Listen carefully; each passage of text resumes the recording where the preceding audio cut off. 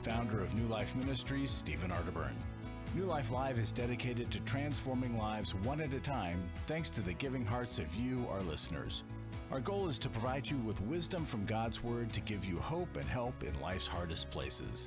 If you have a question you'd like to ask today, our phone lines are open. Call 1-800-229-3000. That number again is 1-800-229-3000.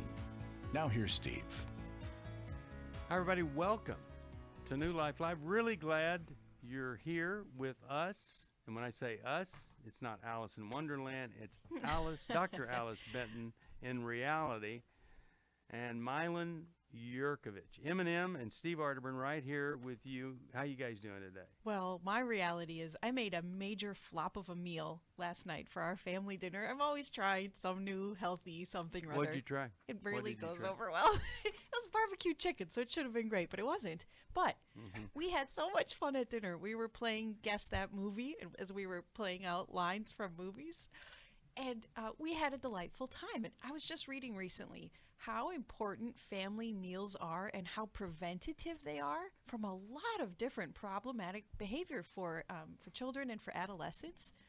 No matter how bad the food is, it's a real protective time for kids. Well, it's something that's lost in our society. And if some people are saying we're going to make sure we have breakfast every morning, but that family meal, it's an important time, and it's been lost to so many children and Americans. But I'm going to pray for your family. For our digestive system. No, really, I don't take it lightly that you messed up barbecue chicken. Yeah, I mean, how do you mess up barbecue chicken? I don't know. I'm just saying. Hey, I got one of those little air fryer things that you see Emerald advertising on TV, and it has a rotisserie. I can't wait. I've never cooked a chicken rotisserie. Anyway, a lot of you are wondering. I just buy it at Costco. I just go buy one at Costco. That's what I did yesterday.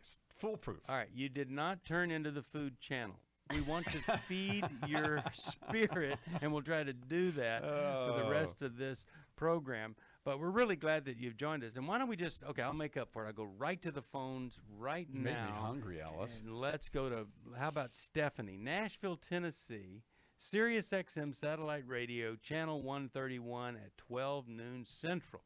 Stephanie, how you doing? Hey, can you hear me? I can. Yes, speak up and go for it. Okay. I was told just to give you a few bullet points, and it's kind of hard to do that. All right. So I'll try my best. I have a son who my children were raised in the church, baptized as a baby, then decided to get baptized again, got into high school, started smoking marijuana. It got really bad. I had some praying partners who prayed with me that he would stop. About a month after that, he started experiencing really severe delusions and hallucinations that got so bad that he was placed into a behavioral treatment center for a week. I could only see him for an hour a day. He came out and began to see a guidance counselor and then also a psychiatrist, and was jumped around from different psychiatrists who really just put him on medication. He came out of the fog, he got better, and then I wanted him to get with a psychiatrist who really sat with him and got some information from him and really took time to get with him and everything else. This psychiatrist sat with him for 45 minutes, didn't read any of his previous history or anything else, and diagnosed him with a severe mental illness. Then, are you there? Yes. We are listening. Can you hear me? Yes. Okay, I hear music, so that's why.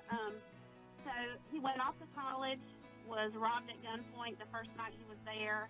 College was a mess experience. He was several hours away from home, and he came back. And so I'm at the point to where I know that the word says for me to ask for something, and by faith, if I ask for it, and if it's God's will, that I'll receive it. I know it's God's will for my son to be happy, healthy. All right, hold on. We are gonna go to the break, and we'll deal with this right after. I feel blessed to have had this opportunity for my needs to be met, connecting with other women who are fighting the same fight, hoping for healthy marriages and growing closer to the Lord on their journey. My name is Shelly Martinkus, and I want to personally invite you to the Restore Workshop. If you have been affected by betrayal, it might be that your husband has been looking at pornography, it might be an emotional, physical affair. I would love for you to come join us. I feel encouraged and hopeful that even in my struggle, I am enough. You will leave with hope, with a community of sisters ready to support you, and you will also leave with tools to move you forward on this journey. Through the sharing in our small group, I realize that I am not alone. Please don't hesitate. Pick up the phone, call 1-800-NEW-LIFE. I would love to see you there. The Restore Workshop is coming to Southern California February 28th to March the 1st. Call 1-800-NEW-LIFE to find out more. That's 1-800-639-5433 or online at newlife.com.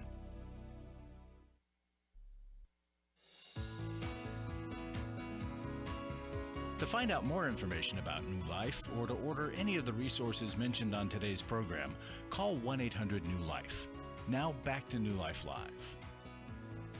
All right, we are back, and Stephanie was telling us about her son who got into marijuana, and I think everybody ought to listen to this. At 15, he's into marijuana. When he quits, all sorts of problems come up. It does mess you up, and you really, it's not a minor thing. Now, Stephanie prayed that he would quit, and so then all this other stuff happened, and then we end up with a psychiatrist thinking he's got a pretty severe mental problem, and he gets robbed at gunpoint back home. So, Stephanie, you were talking about, God wants him to get better. What's the question for us that you have today? What is the issue here we could help you with? I find myself watching everything he does to try to find behaviors of, because he's been fine, for about 9 months now. There's been no issues or anything else, but he's once again smoking again, and it's just heartbreaking for me, and I don't know how to let go and let God to handle it, and me just to have peace with it. I can't. Well, I don't think we're called to let go and just let God handle things that we can actually have some kind of influence on. Tell me about your thoughts there. You just let him smoke marijuana and go to college. No. Okay. No, because there are repercussions, because I'm like, you can't smoke and live here. You can't continue to mirror this behavior. He's not able to have his car if he's smoking. I can't force him to take a drug test, which it comes into me just being able to tell if he's been smoking or not. So I try to have consequences, and I think it's me just letting go of the things I have no control over, not as far as what I'm allowing him to do under my roof and in my house. But it's so what's the question for us then? Almost. I don't know. I feel like I'm praying for the same thing every night, and I'm at the point that I don't know how to pray about it anymore, really, or how to trust God saying that. Mm-hmm. I don't know. I don't know. Okay. Maybe prayer alone isn't the thing that's going to help you right now. Prayer is a good thing, and prayer is something you want to continue, but I think there's some other things that need to take place here beyond just asking God to do what, in some cases, God is literally waiting for us to do. Alice, what are your thoughts here? Let's start with you. Stephanie, just briefly, what's your son's father's role in all of this? I have remarried 15 years ago, and so my husband has really been the father figure. My son's father is not around. He lives out of state, and there hasn't been a lot of contact there between the two of them during his life. But my father is a very strong role model. My husband is a very strong role model. And I have an uncle that all three of these have been really strong role models. Even though it's not his dad, I know it makes a big difference, but he has had some really strong male role models in his life. Okay. I at first was concerned when you were talking of you possibly being overly protective of your son or not allowing him to feel healthy pain and healthy suffering. But what you have added about some of these consequences, I'm more hopeful in that area that you are letting him suffer the consequences of his actions. So when it comes to your fear, some of the antidotes to the fear are being sure that you are frequently talking with people that are both supportive of the healthy boundaries that you have and understanding of the emotional turmoil of a parent not being in control of what their young adult children are deciding to do, and friends that will help hold you accountable for making sure you maintain these good rules and consequences that you're holding with your son. But it's really through a lot of conversation in these relationships of folks who aren't minimizing your fear, but are understanding of it. That's one of the best antidotes to the fear, because like you said, you can't control what your son is doing, but you can enforce the consequences. Are you, okay, and so here's the other thing.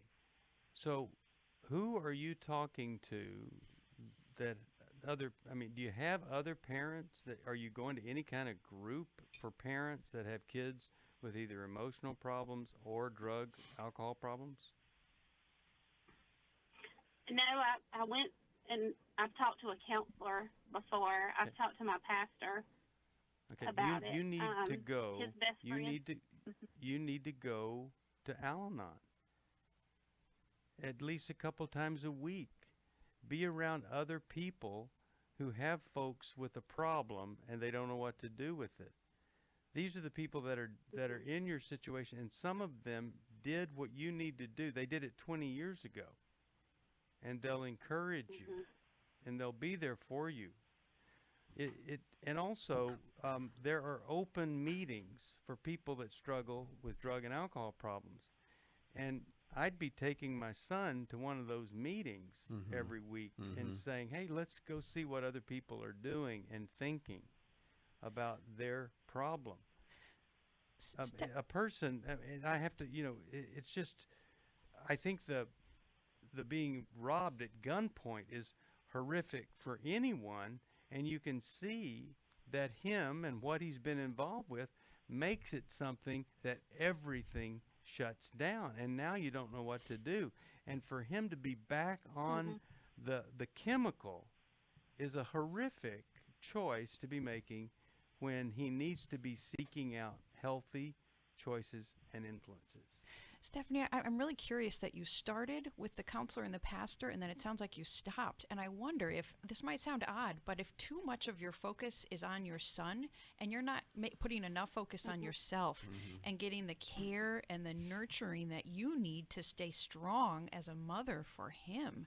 And so it might feel selfish for you to go to Al-Anon or continue counseling, but you need to be strengthened so that you can withstand the battles and the struggles that you're in and that are to come. And that would actually be loving your son well if you invested in yourself in that way.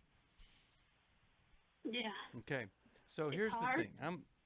Oh yeah, it's really hard. But I'll tell you what's worse is if some things don't change now while he's 19, and you end up at 29 and he's still stuck and afraid and incompetent to live independently. I'm going to send you Take Your Life Back, and I'm going to send you Milan and Kay's book, How We Love. You're going to find some stuff in there that's going to be helpful, but you really need to be getting involved in a codependency group. Take Your Life Back was meant for codependent folks first, and then we made it more a broader audience. But I'm telling you, the whole thing of not being reactive but responding the way that God wants you to act, that's really the foundation of Take Your Life Back. I'll get it to you along with How We Love. All right, I'll tell you, I want this boy better,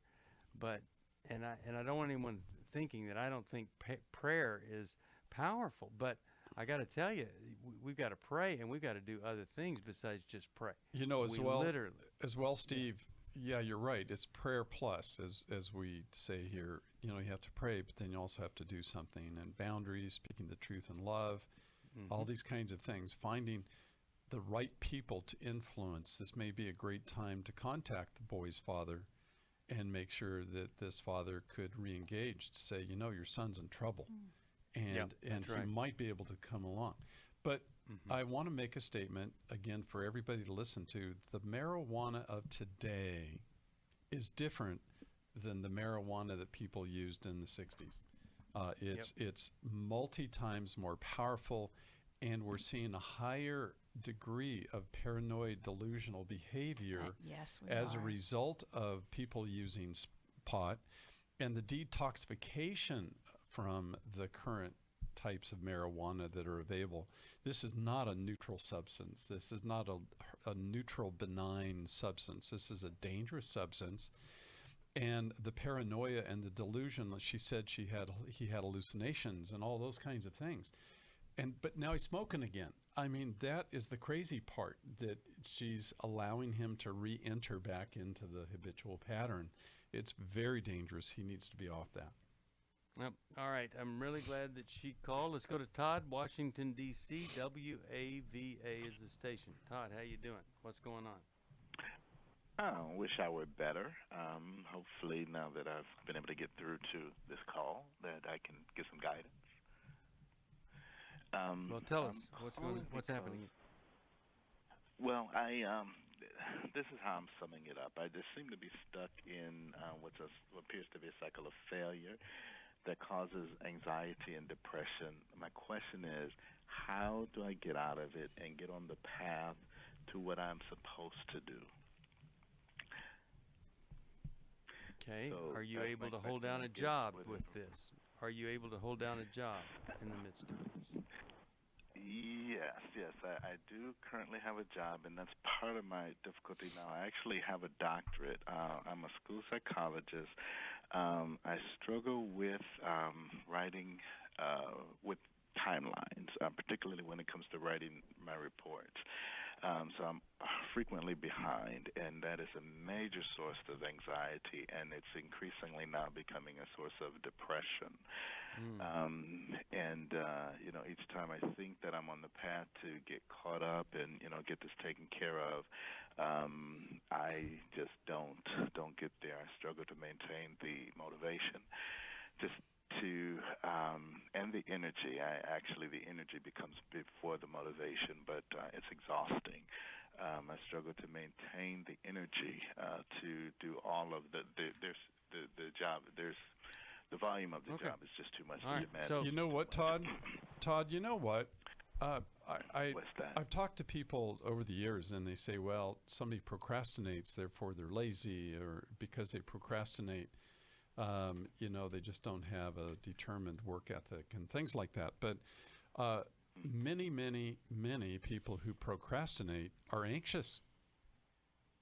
They're anxious, and the anxiety of the task, as well as them trying to do the task at perhaps levels that are beyond the required levels that they need to be done. In other words, I can get something done. It doesn't have to be at a perfect level. A lot of people think they have to do it perfectly, or they put these expectations over themselves that literally prevents them and ties their hands together from being able to finish something. And so you're correct in saying the anxiety and the depression that comes from the inactivity is something that you need to work on. Have you ever been on an antidepressant, Todd?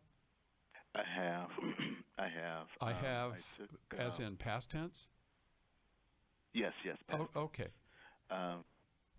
I took Lexapro for a year, and then I took Cymbalta for a year. With the Lexapro, I just slept too much, and then eventually the same thing happened with the Cymbalta.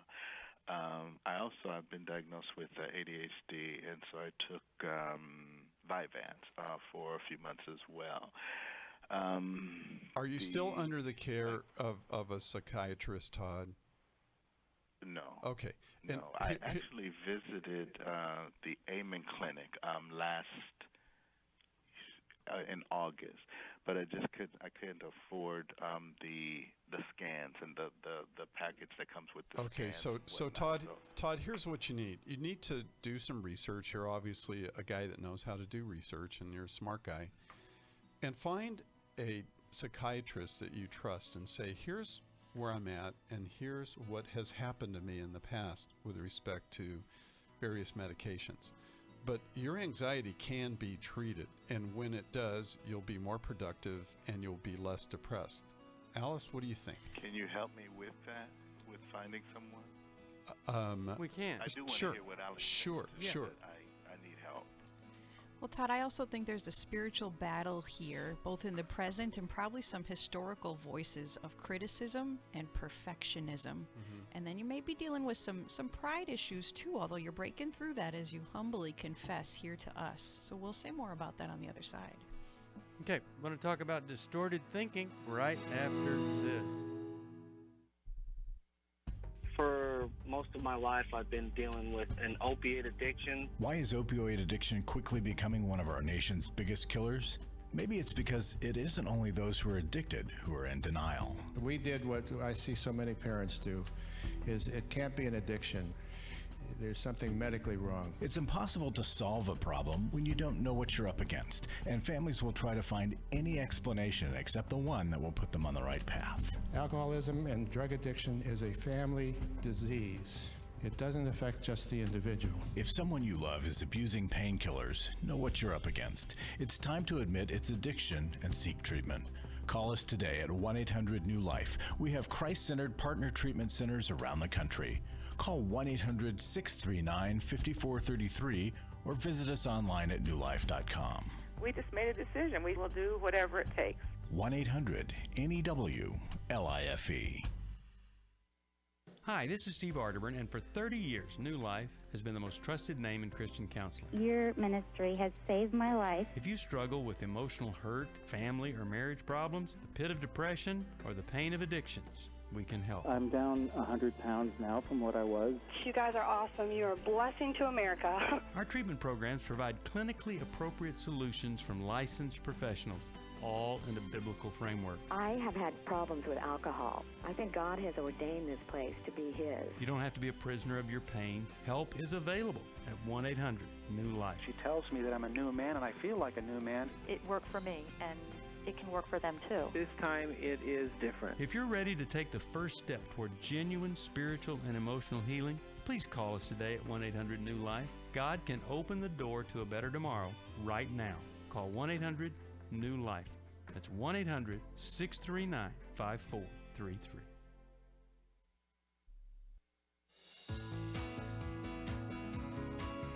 We'd love to hear from you. If you have a question or a comment, call toll-free 1-800-229-3000. Now back to New Life Live. We're back. Steve Arterburn here. Really glad that you're with us here today on New Life. We're talking with Todd. Anxiety, depression, procrastination. It's hard. Alice, you have another thought here for him? Well, I think you got to do some searching in your history, Todd, because I have a hunch that there was a strong authority figure in your life that was very critical, maybe even verbally abusive of you. And so, is that true, Todd? Can you think of somebody? Not the verbal abuse so much, but definitely, strong criticism and just kind of feeling that I could never get the approval that I was after. Well, that's what verbal abuse is, you know. It's not just somebody yelling at you that you're stupid. It's somebody making you always, by what they say and don't say, question your value. Gotcha. So go ahead, Alice. What were you saying, Alice? Well, it can lead us to some really black and white thinking of either we're all good or we're all bad. And when we get stuck in the all bad, it's very hard to reveal our struggles to other people and be honest about what we're going through. And so you probably have to grieve and talk through more of what you experience from that criticism. And then I'd have you spiritually battle through prayer, I think, the spirit of criticism and perfectionism and pride, and saying aloud, I don't align myself with those. I align myself with the spirit of power and of love and a sound mind when you get stuck in the procrastination. And you probably need some accountability with others that are in the field that can understand what you're going through. Every Saturday morning, I meet with a couple of other therapists because I can hide behind being a therapist because I don't want to reveal all my struggles I have and how difficult it is to put into practice what I know to be true.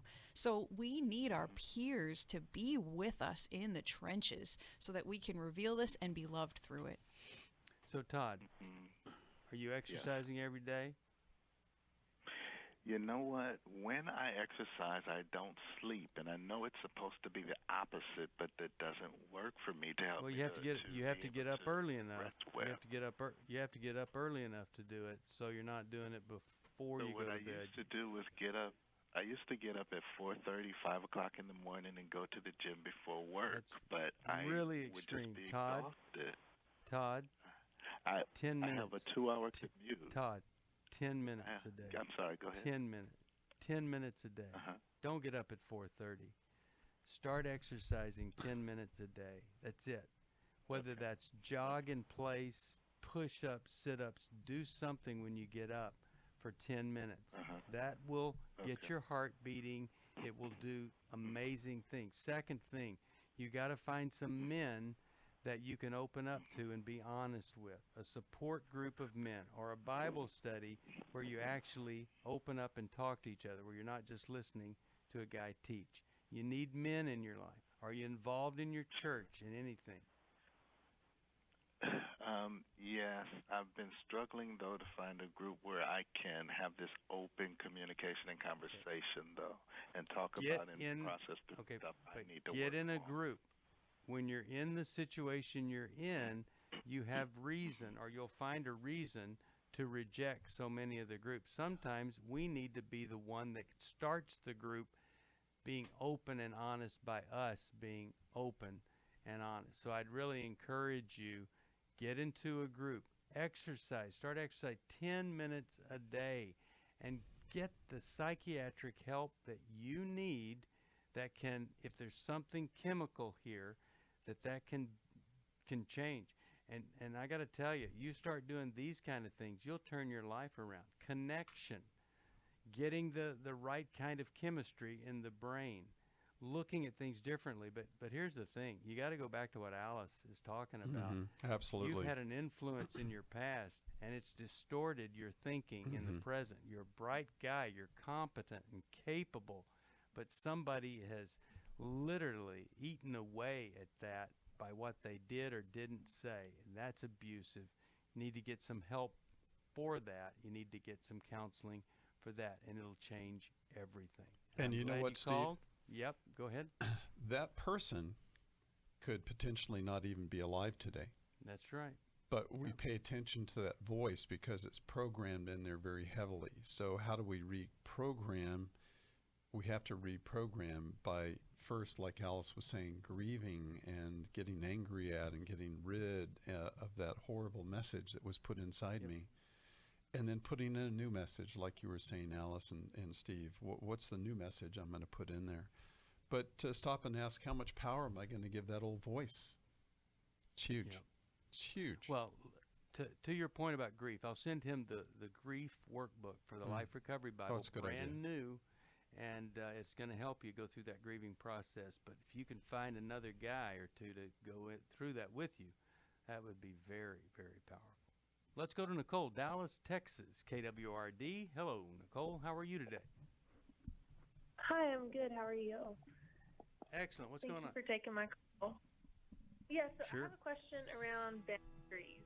Boundaries? One of my friends who, I grew up with a friend. He's like a brother to me, but in the past year or so, some boundaries with my husband and I, and so we drew a line in the sand and kind of told him, these are our boundaries, and he wasn't okay with that, and so we haven't talked in about a year.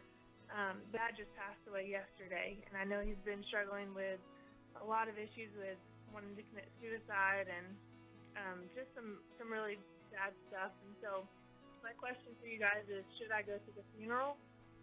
And if I do, what do I say to him? How do I act around him to not open back up the door? Is the question, should you go to the funeral or should you and your husband go to the funeral? Well, unfortunately, my husband won't be able to attend because it's in another state, and his parents are coming in town from out. My wife had found me out through my past and my sexual addiction since I was a small child. It really gave me the opportunity to start digging into my past, start digging into my childhood, figure out what was causing me to feel the way I was feeling. Every Man's Battle will really give you that opportunity because all the guys there in that room are there for the exact same reason you're there. I don't want to be the reason that my kids are going to counseling. I don't want to be the reason that they begin to struggle with the same issues that I'm struggling with, and I've got to put an end to this. Yes, you can be different. God does love you. You can be forgiven for this, and there's a way out of this. But you have to acknowledge that you have to change, and that there's a problem. If you're struggling, call us. There are people on the other end of the line who want to hear from you, who want to help you. We don't want you to hand down something to another generation that just looks like pain and destruction.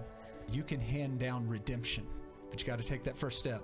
Just give us a call. It's 1-800-639-5433. It's 1-800-NEW-LIFE. I was really living a very anxiety-filled life.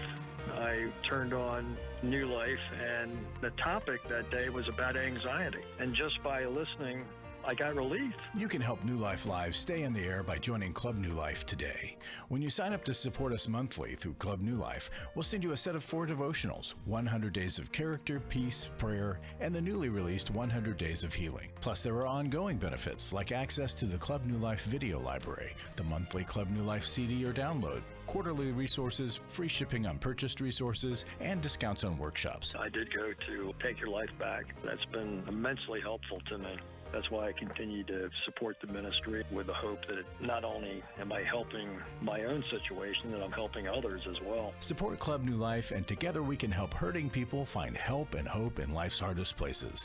Call 1-800-639-5433 to join Club New Life today.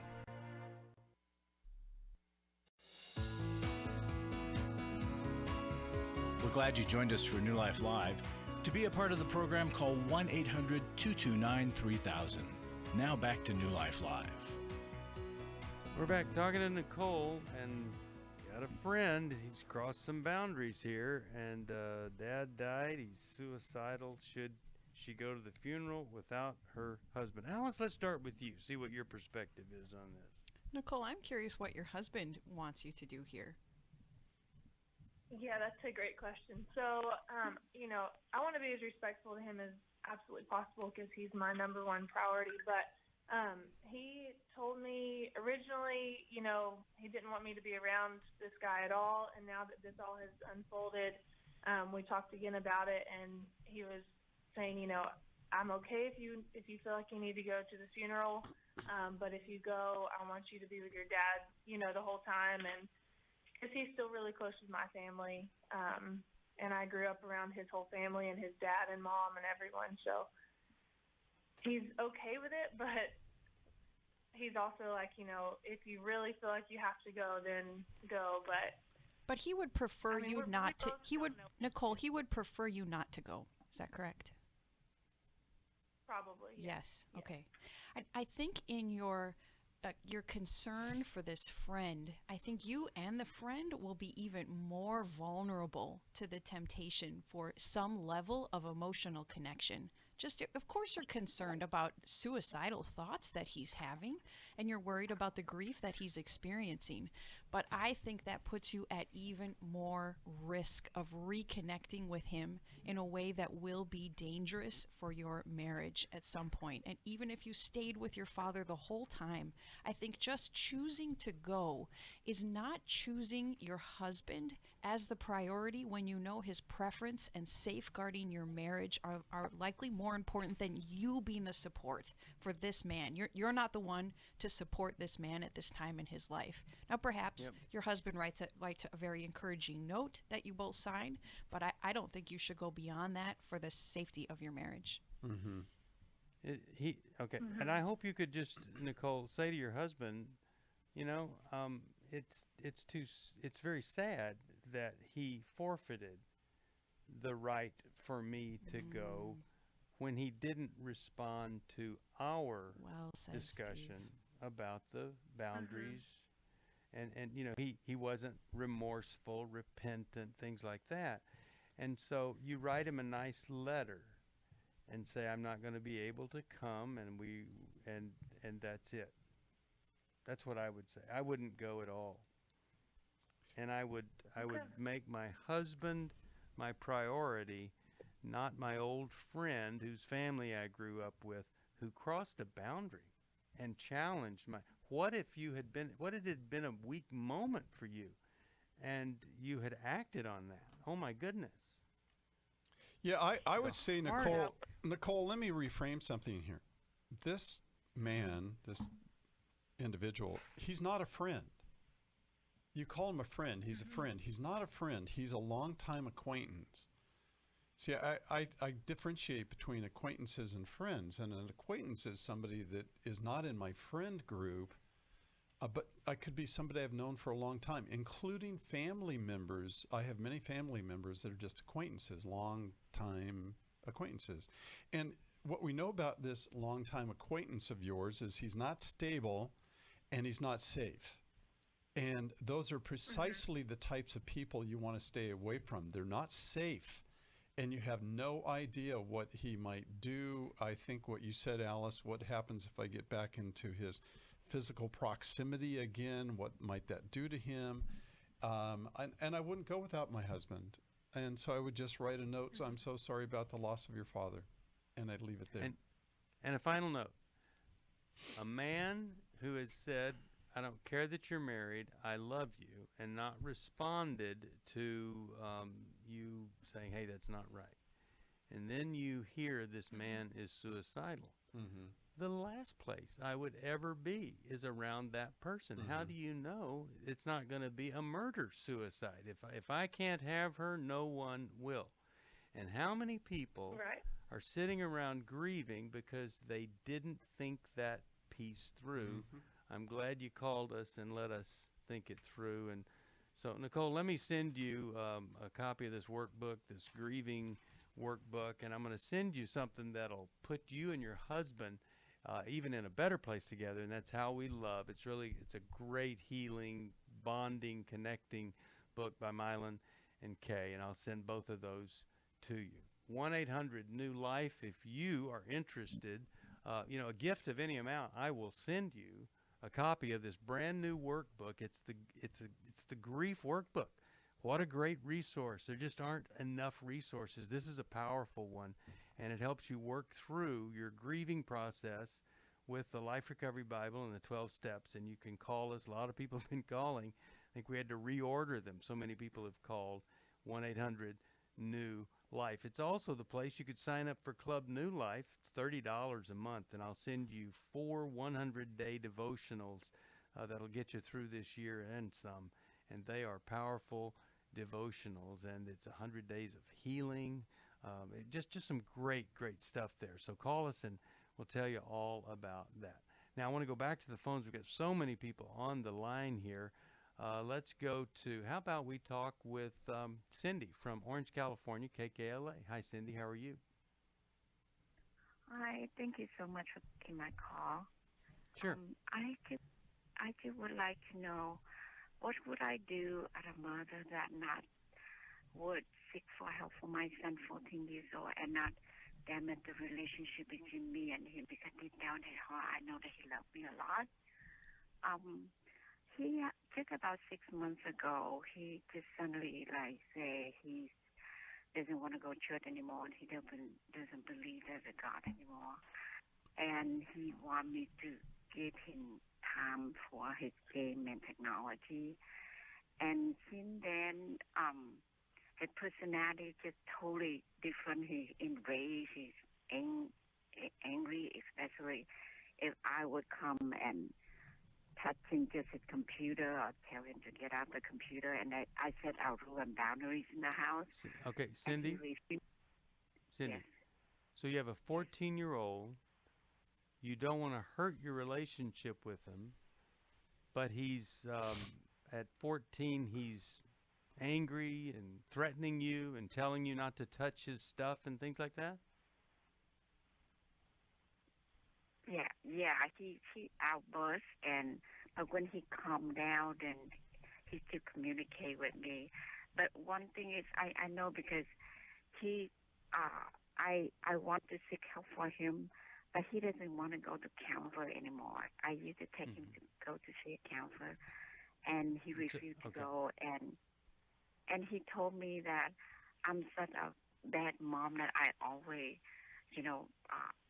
and he got bitter because he think that, I tried to go out there to get him. That's what he keeps mentioning to me. He keeps saying that, Mom, you just keep, like, taking on me, and, and it's stressing me out.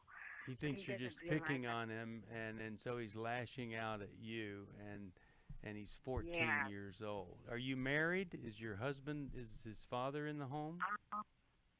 I married, but for 14, I lived with a man that he very verbally abused me, and my oldest son. So I just recently stepped out of the relationship. So he actually cheated, and then he came back, and then he verbally every single day abused me and my oldest son, who's 18 now. Okay, so what I'm hearing is that you're married, and this 14-year-old witnessed your husband being abusive to you, and then your husband has even cheated on you. Is that right? I have two. My other son, 18 now. When my husband cheated on me, that my son, 14 years old now, I'm carrying him during pregnancy. He did what to him? When my husband cheated on me, it's when I carry my son, 14 years old. I have another son who is 18. So you were the one. You were pregnant when your husband cheated on you? Yeah, with my 14-year-old. With your 14-year-old. So it was 14 years ago, and you were carrying him. I see. Yeah, I was okay. Him. All right. Yeah. Well, we'll give you some help right after this. You hold on. You hear the music. You're listening to New Life Live. I've got Every Man's Battle coming up, Intimacy in Marriage, and the Restore Workshop. Maybe it's sexual integrity you need to work on. Maybe there is someone in your life that has hurt you, has a sexual integrity problem. That's Restore. Maybe you have a marriage you'd like to make it the best possible. Maybe it's hopeless. You'd like to put it back together. That's our Intimacy in Marriage intensive. Maybe you just need to talk to a counselor a couple of times. The phone number's 1-800-NEW-LIFE. She said, we need to talk. She's asked me for the first time if I would consider myself a sex addict. I thought it was just about admitting the things that I had done wrong. I never had a clue that it was about redeeming our story. I thought it was just about coming clean on what I had done. I had no idea how to help her with her pain. She was a mess, I was a mess, and we got divorced. Going to EMB, surrounding myself with these other men, they accepted me for who I was and what I had done, but they challenged me to step up and do better. They'll be around other men who are not just pointing the finger, but willing to get in and wade through it with them, get in the trenches. They'll get hope from this workshop. Take my sweet wife and my story. We were divorced, remarried, and on our way to what I think will be the sweetest years of our lives. It's no longer simply about surviving. For the first time ever, we're thriving, we're enjoying where we're at. Hey, listen, if you're struggling, we want to see you at the workshop. Give us a call, 1-800-NEW-LIFE. Hi, this is Steve Arterburn, and for 30 years, New Life has been the most trusted name in Christian counseling. I'm an addict and trying to get God in my life again. You seem to be able to get to the crux of a problem quickly. Our Christ-centered treatment programs can help you break free to embrace all that God has for you and your family. I just want to thank you guys for bringing me to a relationship with Jesus. There really is help for marital problems, depression, addictions, panic attacks, and feelings of hopelessness. I came back with so many tools to help me prepare myself to fight this struggle and this battle that I have every day. You can start living again today, living the life God intended for you. Help is available at 1-800-NEW-LIFE. They did care, and they did follow up very lovingly. and it made all the difference in my life. Call us at 1-800-NEW-LIFE. Someone who cares is waiting at the other end of the phone. God can open the door to a better tomorrow right now. Just call us at 1-800-NEW-LIFE. 1-800-639-5433.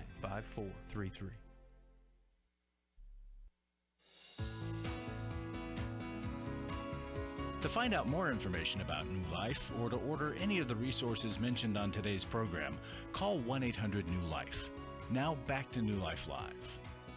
We're back. We're talking with Cindy, who's described this problem of a 14-year-old who's angry and just really doesn't even believe God exists, and pulled away when you hear the situation of the abuse and all. And he's there, no dad there to help. I mean, it's really tragic. So, Alice, start us off here. What's the first step that she could take with this young man? He needs help. Cindy, I think the first step is turning the focus on yourself for a time so that you can get strong, prepared, and get strategy from a therapist who can help take the lead for you. Because I hear one of your top concerns is, how do I not damage relationship with my son? Mhm. But you see all this problematic and angry and probably very hurt behavior in your son. And I would imagine that with all the betrayal you have been through and the loneliness and the powerlessness you must feel with what your husband did, that you probably need to be strengthened, and then you need coaching so that you can bring limits, good boundaries to bear with your son, while also validating that his life has also been torn up. I don't think it's the time to push God, and I don't even think it's the time yet to push therapy with your son again, but rather you get in with a therapist, and that therapist will then help guide you on those steps to take, to do all these things in as good a balance as possible, to both love your son, but to call him up into a better version of himself. Yeah. And I would get a book like, well, I'll send you Milan Kay's book, How We Love Our Kids. I think that's going to help. But I would get this book, Parenting with Love and Logic, where your consequences make sense and the love is communicated. Milan, your thoughts here? Well, he's an angry 14-year-old, and I would talk to him about his anger.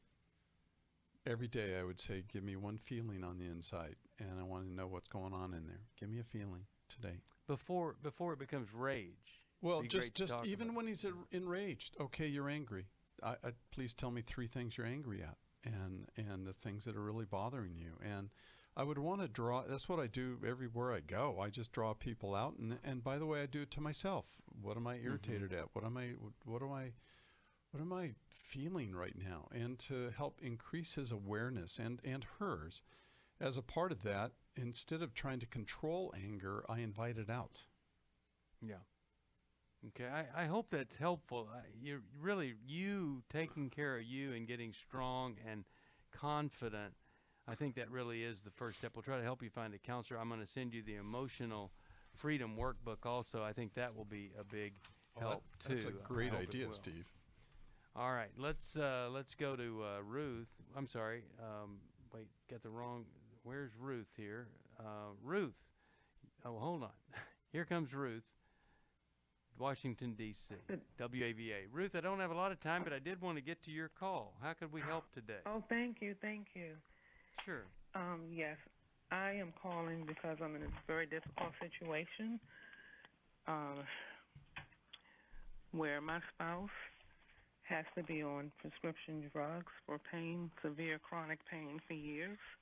Mm-hmm. And recently he started to drink heavily with the strong medication. Mm-hmm. And this past Friday, I almost lost him to an overdose. Okay. Yeah, That's horrible. they were able to get him back. This happened before, like 9 years ago.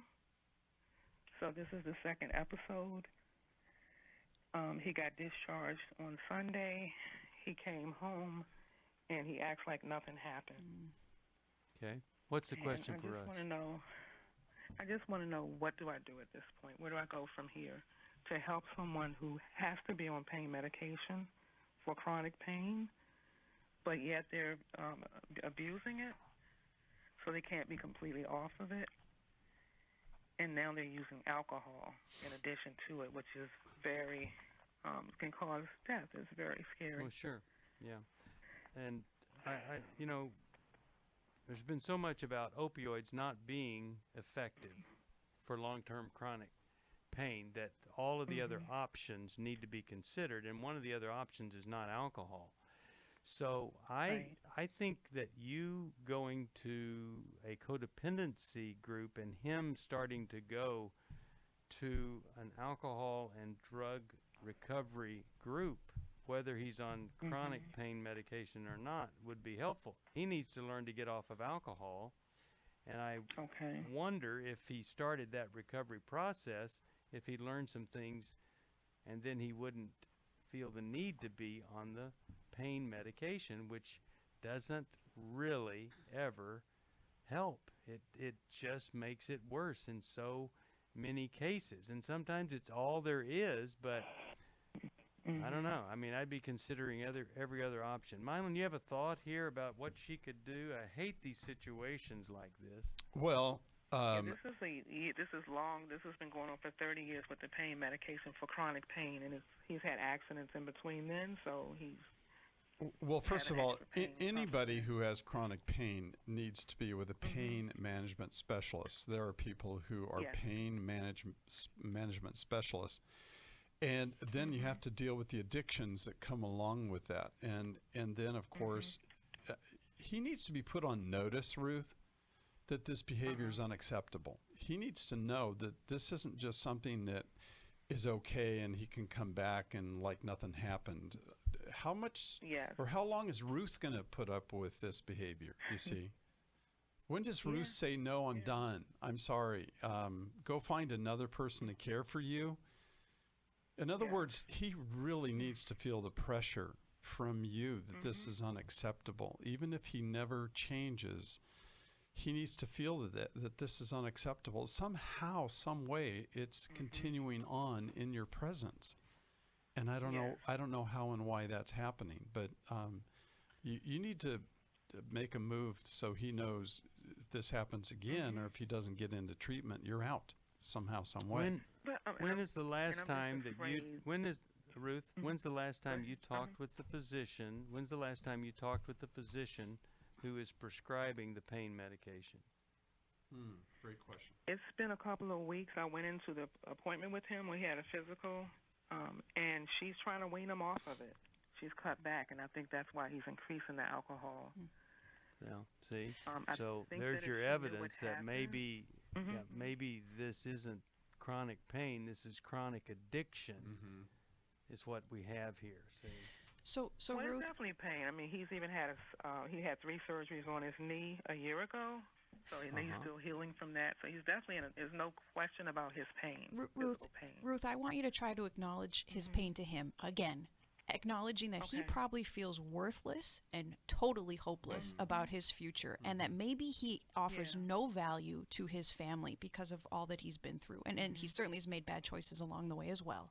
But acknowledge that you almost lost your husband. Your family almost lost him. He almost died. And you're not willing to stand by and just let it happen because he means so much to you.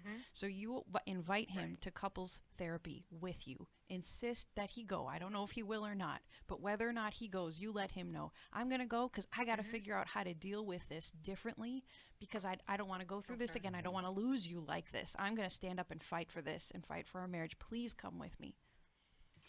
Okay. So I'm going to send you Life Recovery Bible.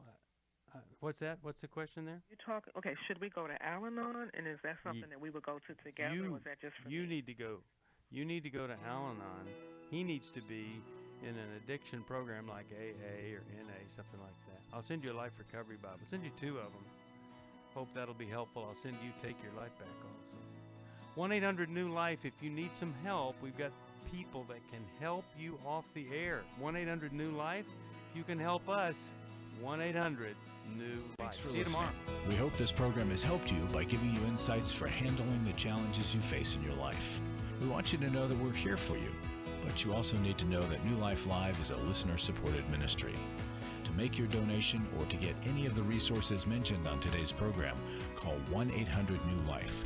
That's 1-800-639-5433, or write to us at New Life Ministries, P.O. Box 1029, Lake Forest, California, 92609. Please join us again tomorrow for New Life Live.